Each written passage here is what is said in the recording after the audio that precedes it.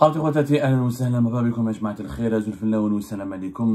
vous allez bien, j'espère que vous vous portez bien. Un autre rebondissement, un nouveau rebondissement et un rebondissement majeur que nous avons découvert dans l'affaire d'MLDZ, où un rebondissement majeur vient de se produire dans le dossier très délicat, très sensible d'MLDZ qui hante les relations algéro-françaises ou franco-algériennes et qui risque de les ébranler pendant des années encore.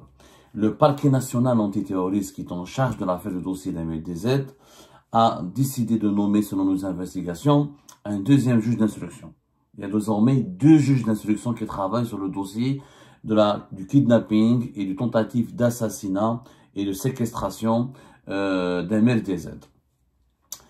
Un premier juge d'instruction est chargé du volet national et c'est lui qui a travaillé sur cette affaire depuis pratiquement le début, depuis que le PNAT, le parquet national antiterroriste, qui est la juridiction la plus importante en France et la plus élevée et spécialisée dans les grandes affaires de terrorisme et d'atteinte à la sécurité nationale en France. Il y avait déjà un premier juge. Le PNAT s'occupe de cette affaire selon nos informations depuis le mois de février 2025. Là, il a décidé depuis il y a de cela 15 jours, depuis la mai-septembre 2025, de désigner un deuxième juge d'instruction qui va s'occuper du volet international de l'affaire MLDZ. Pourquoi? Parce qu'il y a des suspects et des prévenus qui sont suspectés d'avoir joué un rôle important dans la disparition, la séquestration, l'enlèvement avec en relation avec une entreprise terroriste et association de malfaiteurs terroristes criminels qui sont à l'étranger, qui sont en Algérie. En clair, il y a des responsables algériens. Il y a deux volets de l'enquête MLDZ. Il y a des suspects qui ont été identifiés pour avoir travaillé et participé directement au kidnapping fin avril 2024 de MLDZ sur le sol français, qui est opéré sur le sol français.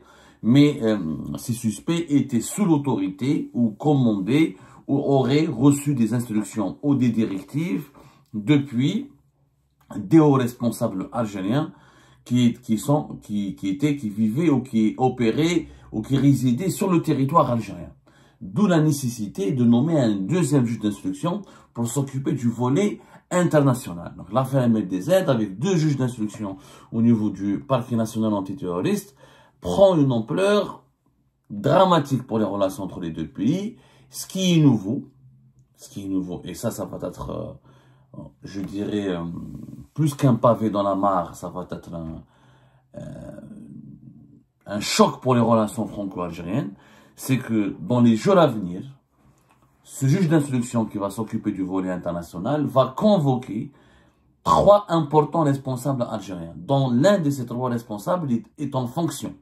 Le premier responsable qui sera convoqué prochainement pour une audition au niveau du parquet national antiterroriste pour savoir quel a été son rôle et pour situer son niveau de responsabilité et pour l'écouter, parce que là, ici, la justice en France, comme dans tous les pays civilisés, on ne met pas en examen quelqu'un avant de l'auditionner, avant de l'écouter, avant de lui donner le droit à la parole, avant d'entendre ses explications. Cette convocation, la première, sera adressée au général Sadq Fethi Moussaoui, Rochdi Fethi Moussaoui, qui est le patron de la DDSE, la Direction Générale de la Documentation de la Sécurité Extérieure. Il est patron depuis septembre 2024. Il est encore haut responsable du pays, c'est l'un des patrons des services secrets algériens, et pour la première fois, la justice française, ou pour la première fois la justice d'un pays, une justice étrangère, va convoquer un patron des services secrets algériens. Ça c'est un cas sans précédent. Ça n'a jamais existé nulle part dans les relations que l'Algérie avait tissées avec le monde extérieur. J'ai pas de cas, j'ai beau chercher, notre communauté qui est composée de beaucoup de lectrices et de lecteurs et de auditrices et d'auditeurs, de téléspectatrices et téléspectateurs très avertis, vous pourrez me corriger si vous avez entendu d'un cas précédent. Il n'y a pas eu de précédent. Qu'une justice étrangère, qu'un juge étranger, qui plus est spécialisé dans les affaires de terrorisme, parce que l'affaire MLDZ, je vous le rappelle, elle est considérée comme étant un crime terroriste. Comme étant un crime terroriste. C'est pas n'importe quoi, on parle de terrorisme, alors, Le deuxième, il n'y a pas que Sadr Moussaoui, le deuxième responsable, ou deuxième haut responsable algérien qui va être convoqué, c'est Mehmet Djebbar, le général-major Mehmet Djebbar, qui était l'ancien patron ou l'ancien responsable de la DDSE, de la Direction de la Documentation de la Sécurité Extérieure, à savoir les services de l'enseignement extérieur. Au moment des faits, Mehmet Djebbar était patron des services secrets algériens, patron de la DDSE, des services de l'enseignement extérieur. Et au moment des faits, au moment de l'affaire MDZ à la fin d'avril 2024, général Sadr Moussaoui était le chef de bureau de sécurité de l'ambassade d'Algérie en France. Et était donc le représentant des services secrets algériens et des services secrets, des services de l'enseignement extérieur algérien à Paris. Donc les deux sont dans le viseur de la justice française qui veut les convoquer pour les auditionner. Le troisième responsable, c'est le colonel Mouad, d'après nos investigations. Colonel Mouad, c'est son surnom. Son véritable nom, c'est... j'ai oublié son nom. Swaghi Zerguin. Il est connu sous le nom de colonel Mouad, lui qui était considéré comme le numéro 2 de la DDSE au moment des faits, au moment de l'affaire MDZ, parce qu'il dirigeait la puissante direction de la lutte contre la subversion de la DDSE, qui est une direction chargée de lutter contre tous les agents subversifs ou les mouvements subversifs basés à l'étranger qui menacent la sécurité nationale. Malheureusement, des blogueurs ou des activistes ou des simples journalistes indépendants étaient considérés à l'époque par le régime Tebboune comme étant des subversifs dangereux. Ça, c'est malheureux, les dérives d'une idéologie autoritaire. Qu'est-ce que cela signifie que des convocations leur sont adressées? Comme pour les deux premiers responsables algériens qui ont été convoqués par le parquet national antiterroriste, à savoir le premier secrétaire de l'ambassade d'Algérie en France et le vice-consul du consulat d'Algérie à Créteil, les convocations vont parvenir à l'ambassade d'Algérie. La justice française ne va pas envoyer du courrier ou des convocations par voie de huissier de justice à des décideurs algériens. Elle va s'adresser à l'ambassade d'Algérie. D'abord parce que le général Sadr vivait en France, résidait en France, de 2022 jusqu'à avant même pratiquement fin 2021 jusqu'à 2024, jusqu'à fin de l'été 2024, puisqu'il était le chef du bureau de sécurité de l'ambassade d'Algérie à Paris. Donc, au moment des faits, au moment de l'affaire MDZ, il était domicilié à Paris. Donc, la convocation va parvenir à l'ambassade d'Algérie. Comme Mehmet Djebbar et le colonel Mouad sont des hauts responsables ayant occupé des fonctions au plus haut sommet des services secrets algériens, donc la justice française, le parquet national antiterroriste, va s'adresser à l'ambassade d'Algérie. La procédure dit quoi? Logiquement, est-ce qu'elle sera appliquée maintenant sur le terrain? La justice française convoque, il va y avoir un temps d'attente, peut-être même une deuxième convocation, une relance. Si maintenant les responsables algériens ne se présentent pas, ils risquent, comme ce qui s'est passé avec le premier secrétaire de l'ambassade d'Algérie à Paris, un mandat d'arrêt international. Je rappelle quand même que cet événement est passé, n'a pas été suffisamment traité, il n'y a pas eu de réaction de la part des autorités algériennes d'ailleurs, il n'y a pas eu de commentaires ni de réaction officielle, et ça s'est passé en plein été. L'information avait été révélée le 8 et le 9 août 2025, mais c'était le 23 juillet où les autorités françaises ont décidé, le 25 juillet plus exactement, où les autorités françaises, par le parquet national antiterroriste, ont émis un mandat d'arrêt international contre Salah ad-Din Selloum. Salah ad-Din Selloum, qui est âgé de 37 ans, il est âgé de moins de 40 ans, il était le premier secrétaire de l'ambassade d'Algérie à Paris en France. C'est considéré comme le numéro 2 de l'ambassade d'Algérie en France. C'est-à-dire il était le collaborateur, le bras droit de l'ambassadeur, et il s'occupait, on l'a déjà décrit à l'époque, un premier secrétaire, il a un certain nombre de tâches administratives, de gestion, etc., et même de protocoles qui font de lui plutôt le deuxième homme de l'ambassade, d'une ambassade. Donc, c'était un mandat d'arrêt international qui avait été lancé le 25 juillet 2025. Et l'information avait été fuitée par l'AFP et Le Monde le 8 et le 9 août 2025. Ce n'est pas la justice française qui a fait une annonce officielle, c'est une source du parquet national antiterroriste, une source autorisée qui a donné cette information à l'AFP et au quotidien Le Monde.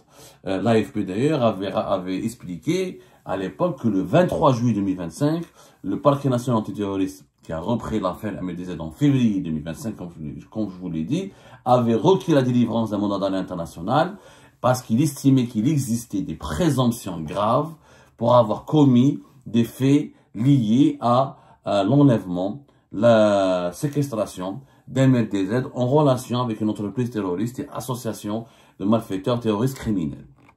Ça s'est passé au mois de juillet. C'était la première fois que la justice française lance un mandat d'arrêt international contre l'un des hauts responsables ou l'un des anciens hauts responsables, puisque Salah Abdeslam avait été rapatrié vers l'Algérie dès pratiquement la fin de l'été 2024. C'était la première fois que la justice française, et encore j'insiste là-dessus, qu'une juridiction spécialisée dans les enquêtes sur les crimes terroristes lance. Il ne s'agit pas d'une affaire d'escroquerie, d'une affaire de viol, d'une affaire d'harcèlement sexuel, d'une affaire d'évasion fiscale, d'une affaire... Non, il s'agit de crimes terroristes. C'est la première fois qu'un responsable de l'État algérien est assimilé ou suspecté d'avoir commis un crime terroriste. Alors que l'Algérie, dans son histoire, était l'un des premiers pays pionniers de la lutte contre le terrorisme. C'est quand même incroyable cette affaire MLDZ. On ne mesure pas suffisamment ses retombées politiques et diplomatiques et ses impacts, non pas seulement sur les relations entre l'Algérie et la France, mais sur l'ensemble de l'image et de la réputation internationale de l'Algérie. Un deuxième responsable algérien, qui était en France, devait ou risque peut-être de faire l'objet d'un mandat d'arrêt international dans les jours à venir. Il s'agit de Houssam Eddine Bouaziz, qui était le vice-consul d'Algérie, du consulat d'Algérie à Créteil. Lui, il est cité comme suspect dans deux affaires. L'affaire de la séquestration d'MLDZ, etc. Et l'affaire qui a été reprise aussi par le parquet national antiterroriste de l'espionnage. Une affaire d'espionnage et de chantage, etc. qui implique un franco-algérien qui travaillait au ministère de l'économie et des finances, à Bercy, et une femme, une nana, une femme qui est fonctionnaire de l'OFI. L'OFI en France, c'est l'Office français d'intégration. C'est l'Office de l'immigration et de l'intégration. Qui était visiblement la maîtresse, on va dire, de cet espion franco-algérien qui a travaillé pour les services secrets algériens. Et notamment, il était recruté par Houssam Eddine Bouaziz pour obtenir des informations sur tous les opposants réfugiés en France et exilés en France et toutes les personnalités qui dérangeaient le régime algérien ou qui suscitaient la colère du régime algérien parce qu'elles militaient contre lui depuis le territoire français. Rappelez-vous cette histoire de l'espionnage qui avait éclaté d'ailleurs vers la fin de l'année 2024. C'est une affaire extrêmement grave dont nous avons déjà parlé sur Algérie Part. Et donc Houssam Eddine Bouaziz, il était impliqué. Voilà, ça s'est passé en mars 2025. Début mars, le 12 mars d'ailleurs, les autorités, la DGSI, la Direction Générale de la Sécurité Intérieure, sont les services du renseignement intérieur français, avaient annoncé l'arrestation de deux suspects, parmi lesquels le fonctionnaire franco-algérien, dont nous allons essayer d'avoir des détails sur son affaire bientôt. On fera une émission dédiée à cette affaire extrêmement grave. Et la fonctionnaire, une femme âgée de 46 ans, qui travaille à l'Office français de l'immigration et de l'intégration. Le deuxième, le fonctionnaire qui travaille au ministère de l'économie et des finances, c'est un franco-algérien.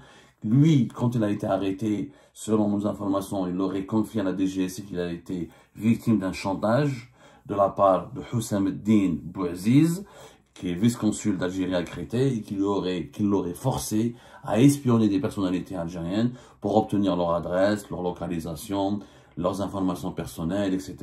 Ce qui constitue une grave infraction à la souveraineté nationale de la France et c'est une opération de piratage d'une institution française importante qui est l'OFI. Donc, comme il est impliqué dans ces deux affaires, visiblement, selon les investigations, les juges d'instruction n'ont pas encore bouclé leur investigation pour décider s'ils vont émettre ou pas un mandat d'arrêt international. Mais selon nos sources, ça sera inévitable. Donc, on risque d'avoir prochainement 2 mandats d'arrêt internationaux. Si maintenant le général Sadaq, Mohamed Jabbar et Mouad ne répondent pas à la convocation du parquet national antiterroriste, ils risquent encore aussi de faire l'objet d'un mandat d'arrêt international. Ce qui signifie encore une fois que l'État algérien sera directement mis en cause dans l'affaire Ahmed DZ et que des responsables qui occupent des fonctions importantes ou moins importantes, que ce soit des vice-consuls ou des simples diplomates, jusqu'aux patrons des services et aux responsables des services secrets, ils seraient tous mis en cause. L'impact sera désastreux sur l'image de l'Algérie. Est-ce que la justice française a forcément raison? Je ne suis pas un juge pour le dire. D'ailleurs, personne ne peut le dire parce que pour le moment, et c'est ce qu'on peut d'ailleurs reprocher aux autorités judiciaires françaises, qu'elles ne s'expriment pas. Quand il y a eu des opérations, quand il y a eu des informations qui sortent, elles sortent que par des sources autorisées citées par les médias. Il n'y a jamais eu de point de presse, ni de communiqué du parquet national antiterroriste. Ce qui d'ailleurs nous met mal à l'aise, parce que cette affaire, l'affaire Ahmed DZ, elle prend une dimension tragique, une dimension très politique. Maintenant, nous avons la confrontation entre l'appareil judiciaire français qui va affronter, qui est confronté à l'appareil sécuritaire et diplomatique algérien. Donc c'est une affaire de bras de fer politique et diplomatique.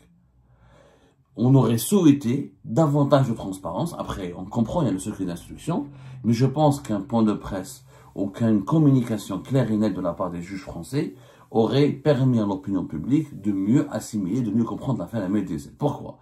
Parce que du côté algérien, on n'a pas changé de ligne de défense. Depuis le début, depuis l'affaire d'Ahmed DZ, depuis l'arrestation au mois d'avril 2025 d'un agent, un adjudant qui s'appelle, parce que le problème, tous ces diplomates qui ont été arrêtés ou suspectés, il y a un qui a été arrêté, qui a été placé en détention, un certain Smaïl, qui travaille au consulat d'Algérie à Créteil. Ça s'est passé au mois d'avril, rappelez-vous, deuxième semaine d'avril 2025. Dès le départ, les autorités algériennes ont crié au complot en disant que c'est une affaire montée de toutes pièces, que c'est la DGSI française, sous les instructions de Bruno Retailleau, ministre de l'Intérieur français, considéré comme un anti-algérien, comme un raciste et xénophobe, algérophobe, comme le disent les autorités, la propagande des autorités algériennes, ou les autorités algériennes tout court. C'est l'adjudant SR, Smaïl plus exactement. Il est adjudant, mais il avait le statut de passeport de service, il travaille comme employé au sein des services de visa, contrôle visa et du consulat d'Algérie à Créteil. Il avait été arrêté dès son retour en Algérie en France le 8 avril 2025, alors qu'il était en Algérie. Donc il a cru pouvoir venir en France sans aucune crainte. Il y a eu donc une arrestation, un placement en détention, une incarcération.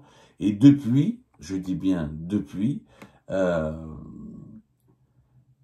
ligne de défense des autorités algériennes n'a pas bougé d'un iota. C'est un complot, rien de cela n'est vrai. Ahmed DZ est un voyou. L'État algérien n'est coupable de rien, n'est responsable de rien. Et l'Algérie ne reconnaît même pas la légitimité de la procédure judiciaire lancée par le parquet national antiterroriste français. Il y a pas pour l'Algérie, cette affaire n'a aucune légitimité. Cette procédure des enquêtes n'a aucune légitimité. Bon, il y a des avocats qui ont été commis, qui travaillent pendant... Est-ce que ces avocats sont payés par l'ambassade d'Algérie? Je n'ai pas la preuve. Des sources affirment que oui. En tout cas, les Smaïl R, je pense que ces avocats sont pris en charge par l'ambassade d'Algérie. Salah ad-Din Selloum, il a le rang de commandant au sein des services de secret algériens. Et Houssam ad-Din Bouaziz, il a le rang de lieutenant-colonel. Ce n'est pas surprenant d'avoir des agents des services secrets algériens qui ont une couverture de diplomates, même d'autres services secrets le font, sauf que cette fois-ci, leur couverture a été exposée, elle a été dévoilée. Est-ce que la ligne de défense des autorités algériennes, elle est intelligente? Je pense que maintenant, elle ne tient pas debout. elle ne tient pas. Parce que si le mandat d'arrêt international comme Salah Selloum est validé par Interpol, dès que légitime, pas légitime, Interpol reçoit un dossier avec des preuves. S'il y a des preuves, s'il y a la justice française, et je pense que l'appareil judiciaire français est très professionnel, il ne peut pas inculper quelqu'un sans preuve. On vient de voir que Nicolas Sarkozy, un ancien chef d'État français, va être en prison bientôt. C'est que les juges français ne rigolent pas avec la loi, le droit et la rationalité et le professionnalisme des procédures. La justice, les autorités algériennes, le régime algérien, il a beau dire cette procédure n'est pas légitime, elle est fausse, elle est complotée, c'est le fruit d'un complot, etc. Mais quand les mandats d'arrêt internationaux seront validés, ça va être une affaire très difficile, honteuse. Ça va être un scandale mondial dont le régime algérien aura beaucoup de mal à se départir. Parce que Salah Eddine, c'est le premier mandat, Interpol va le rechercher. Houssam Eddine Bouaziz, si demain il y aura un mandat appuyé par des preuves et un dossier judiciaire solide, Interpol n'aura pas le choix que de l'accepter. Et demain, les trois responsables algériens, ils ne vont certainement pas venir parce que la logique de l'Algérie, c'est quoi? C'est que la justice française n'a pas à interroger des responsables algériens. L'Algérie est un pays indépendant, est un pays souverain. C'est à lui d'interroger ou d'enquêter sur ses hauts responsables. Je suis tout à fait d'accord là-dessus. Sauf qu'un crime a été commis sur le sol français. Donc, et la justice française est obligée d'enquêter. C'est comme si demain, il y aura un crime sur le sol algérien. La justice algérienne sera contrainte d'enquêter. Donc, mais pour la logique des autorités algériennes, c'est qu'aucune demande de convocation du parquet national antiterroriste ne sera prise en charge, on aura une réponse favorable. Donc, on risque d'avoir d'autres mandats internationaux contre les trois hauts responsables algériens dont nous avons parlé. Est-ce qu'Interpol va les accepter ou pas? Encore une fois, si Interpol reçoit un dossier avec des pièces, avec des preuves, etc., elle n'aura pas le choix. Est-ce que l'Algérie maintenant va faire pression sur Interpol pour qu'elle n'accepte pas de valider ces mandats d'arrêt internationaux et pour que ça reste uniquement un mandat d'arrêt européen ou français? Ça, on va le voir. Est-ce qu'Interpol va céder à l'Algérie et va dire non à la France? C'est très compliqué. L'Algérie se retrouve aujourd'hui dans une configuration. L'affaire MDZ est en train de devenir avec le serpent qui va mordre son maître qui l'a nourri. En réalité, il aurait fallu, je pense que maintenant, la meilleure solution qui reste à faire pour les autorités algériennes est d'ouvrir une enquête interne. Ouvrez une enquête interne. Vous ne voulez pas que vos responsables partent à l'étranger, partent en France pour être auditionnés. Ça ne vous empêche pas de les auditionner localement. La voie de la coopération judiciaire avec le parquet national antiterroriste, elle est inévitable. Demandez à la justice française des preuves, puisque vous dites que cette procédure n'a pas de légitimité. Mais si les juges français ont des preuves de l'implication de responsables français, demandez-leur des preuves. S'ils n'ont pas de preuves, c'est là où la justice algérienne pourrait répondre et dire « Je suis désolé, nous n'avons pas vos preuves ne sont pas suffisantes, ou là elles sont politisées, etc. » Mais le déni, crier au complot et faire semblant ou répondre par l'indifférence et au mépris à cette enquête, à ces procédures, sera totalement contre-productif et aura un impact désastreux sur l'image du pays. Est-ce que les juges français ont fait bien leur travail? Nous connaissons la valeur de la justice française, nous connaissons son indépendance et son professionnalisme. Maintenant, c'est à la justice algérienne de coopérer avec la justice française et de nous dire, d'expertiser les preuves, de demander les copies du dossier, de demander des preuves, de demander des démonstrations pour essayer de se positionner de façon rationnelle sur ce dossier qui est le dossier MDZ. Ce dossier MDZ, on ne peut pas l'ignorer. Les autorités algériennes, leur stratégie, elle est défaillante. L'ignorer, l'occulter et se contenter de remettre en cause la légitimité de la justice française, ça va mener vers une impasse. C'est un crime sérieux, c'est un crime qui a eu lieu, les preuves sont là, il a eu lieu sur le sol français. À un moment donné, l'Algérie doit ouvrir une enquête de sa part, doit faire preuve de transparence, coopérer pour limiter les dégâts, parce que les dégâts sont d'ores et déjà incommensurables.